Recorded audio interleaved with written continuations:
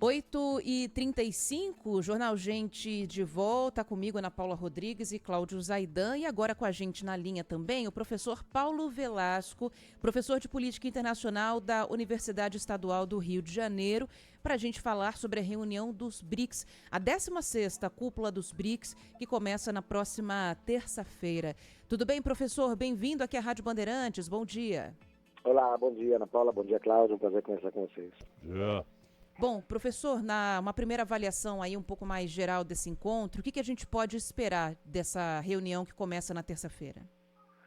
Bom, em primeiro lugar, será um espaço certamente usado pelo governo russo como uma vitrine, né, de afirmação e de projeção internacional, né, um cenário aí de mais de 2 anos e meio, né, de guerra na Ucrânia, em que o país vem sofrendo toda sorte de sanções e vem sendo isolado pelo Ocidente, né. O BRICS naturalmente se afirma como um agrupamento de matriz não ocidental, né, onde, por óbvio, né, a Rússia goza de uma posição muito mais confortável, então certamente, né, o governo russo tentará colher dividendos no sentido de afirmar uma projeção e um não isolamento. Né.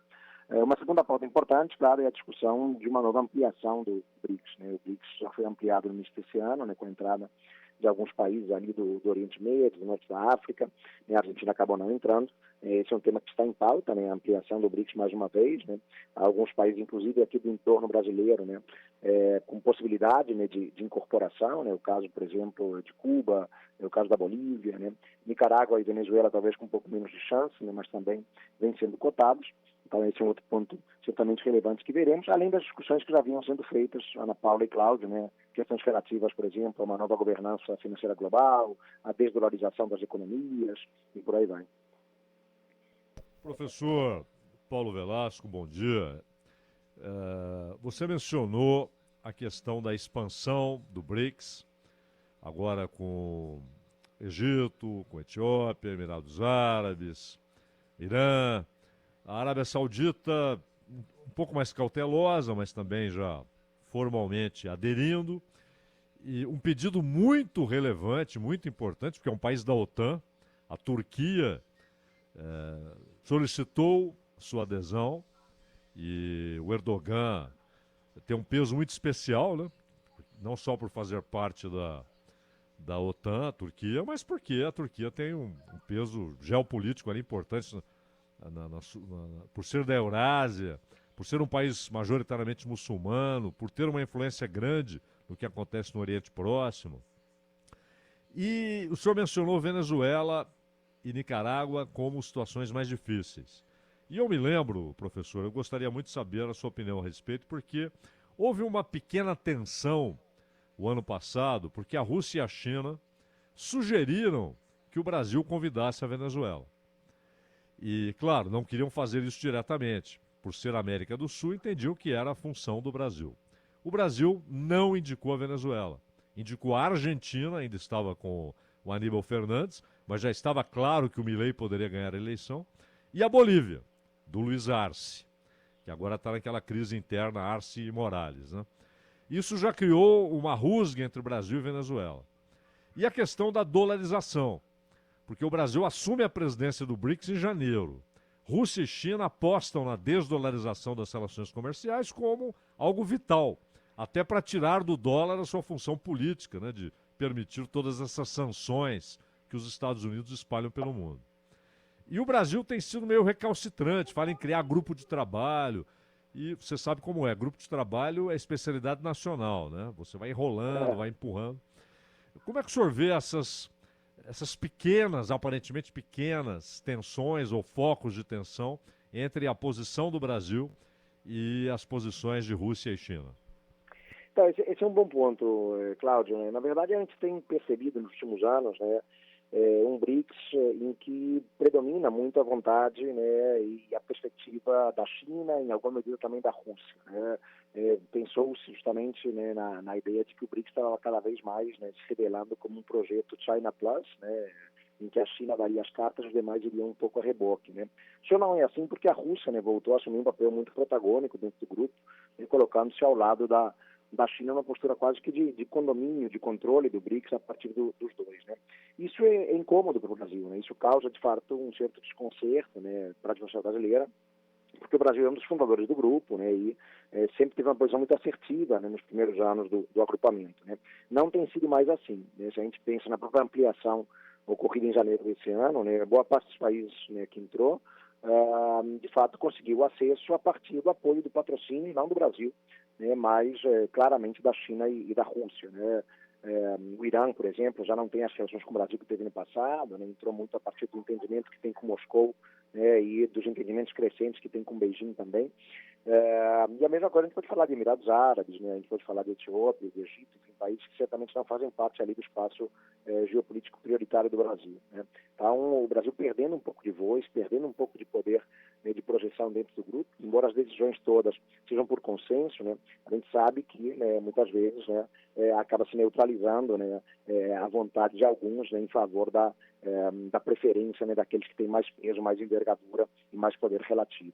Eu poderia dizer o mesmo sobre esses exemplos que você trouxe, né? Então, existe um interesse russo muito claro, né, em colocar para dentro a Venezuela, né, algo também apoiado, né, nitidamente pela China. O Brasil entende que não é o momento, né, o Brasil se coloca, né, numa postura mais crítica, né, à entrada justamente da Venezuela, por entender que existem problemas, né, problemas muito importantes no país que têm que ser primeiro resolvidos antes do país conseguir acessar o agrupamento, né, e isso se tornou ainda mais claro depois da crise, né, decorrente das eleições venezuelanas no final de julho.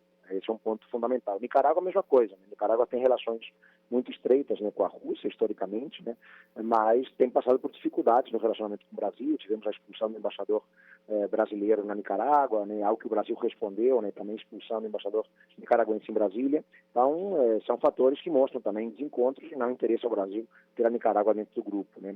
Então, são dois exemplos muito claros, né, de desencontro. Com relação à desvalorização, o Brasil tem um interesse, mas muito mais brando, né, do que os outros atores. Né? O Brasil já vem praticando, né, por exemplo, sistemas de pagamento em moeda local, né? Na América do Sul existe isso, há no Mercosul, né? Mas o Brasil acha que tem que se amadurecer melhor o tema de uma desvalorização mais ampla, né, da economia mundial, né? Tem que ser algo pensado com cautela, né? E acho que a vontade de China e de Rússia é acelerar um pouco mais esse processo, né?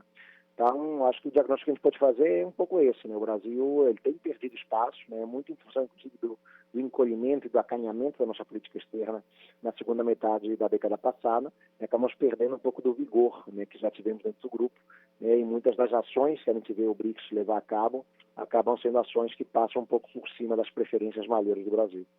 E talvez por esse motivo, professor, o Brasil deve se abster de indicar países parceiros, né? Porque isso vai ser discutido agora também. A gente teve a inserção de novos países, como o Zaidan destacou, e também a discussão que vai ser retomada nesse encontro de países parceiros que podem contribuir com os BRICS, mesmo que não sejam integrantes fixos do grupo, né? E o que Itamaraty tem dito é que o Brasil não deve indicar ninguém nesse encontro que começa na terça.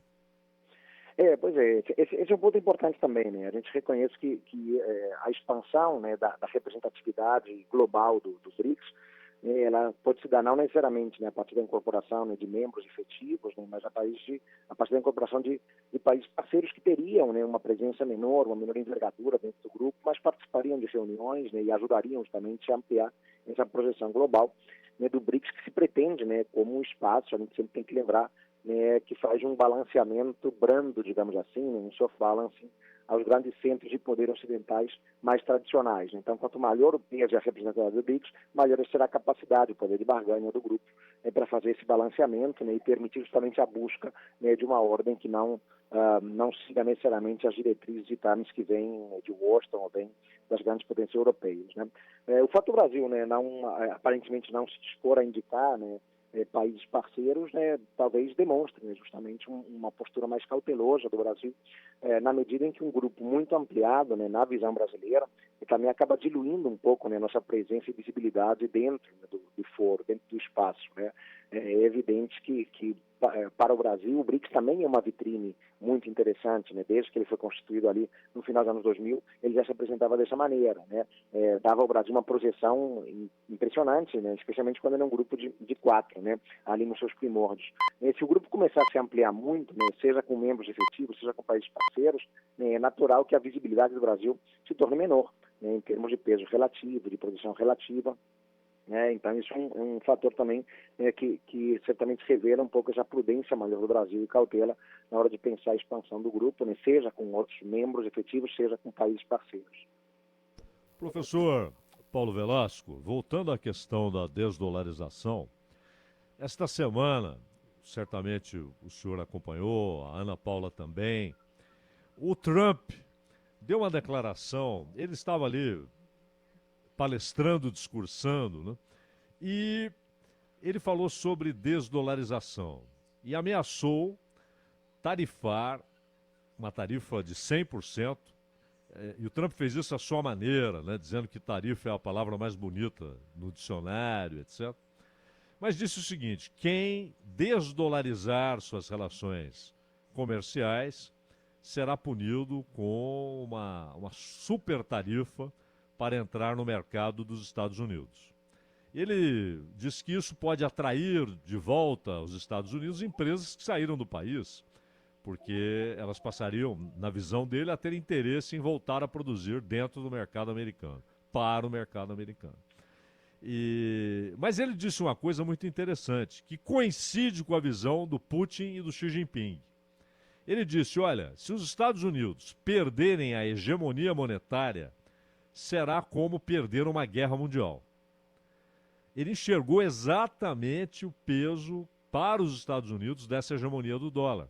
Até porque todas essas sanções contra Irã, contra a Venezuela, contra a Rússia, contra a Coreia do Norte, que os Estados Unidos espalham à torta e à direita, todas essas sanções só são possíveis por essa hegemonia monetária. E o Putin e o Xi Jinping sabem disso, já mencionaram isso também.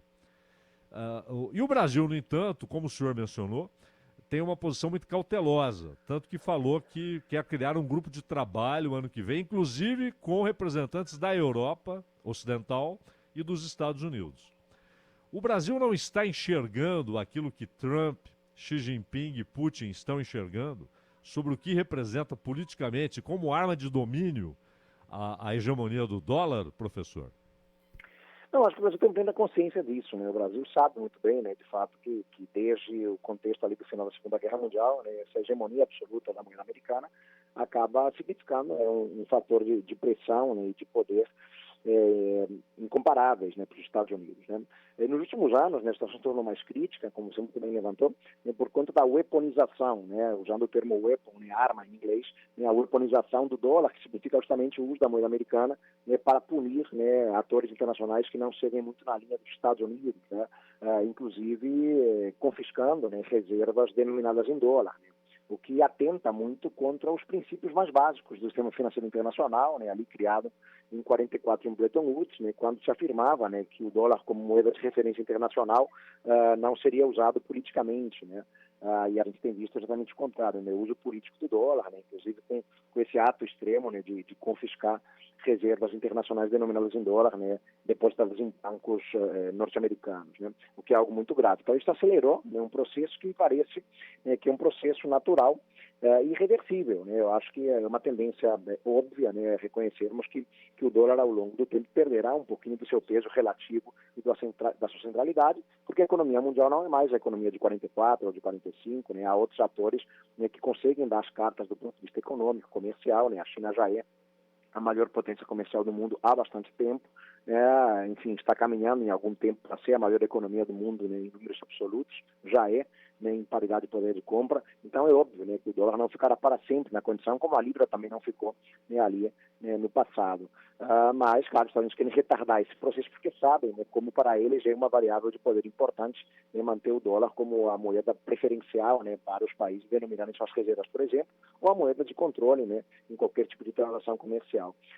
China e Rússia têm interesse, né, em avançar com essa mudança, porque significaria uma ruptura mais clara e mais direta com relação à ordem estabelecida no pós-Segunda Guerra. O Brasil é mais cuidadoso por um motivo relativamente simples, né, porque o Brasil ele tenta se equilibrar entre esses dois mundos, né, um mundo que é já claramente um mundo mais pós-ocidental, mas também um mundo ao qual sempre nos vinculamos historicamente, que é o mundo do Ocidente, né? O Brasil se pensa como país ocidental, tem relações históricas muito densas, muito sólidas com os países europeus, com os Estados Unidos, e são relações muito importantes ainda para nós, né? E não deixarão de ser tão cedo, né? Então o Brasil, ele tenta se equilibrar, mas isso é cada vez mais difícil, num mundo muito fraturado, marcado por antagonismos, divisões, né? As guerras em curso revelam isso, né? Era mais fácil para o Lula, né, fazer esse jogo duplo de equilíbrio nos anos 2000, né, quando o BRICS estava nascendo, né? Era muito mais simples, não havia tantos antagonismos, fraturas, a Rússia não era um pária, a China não ameaçava tanto como hoje. Hoje é um cenário muito mais difícil, então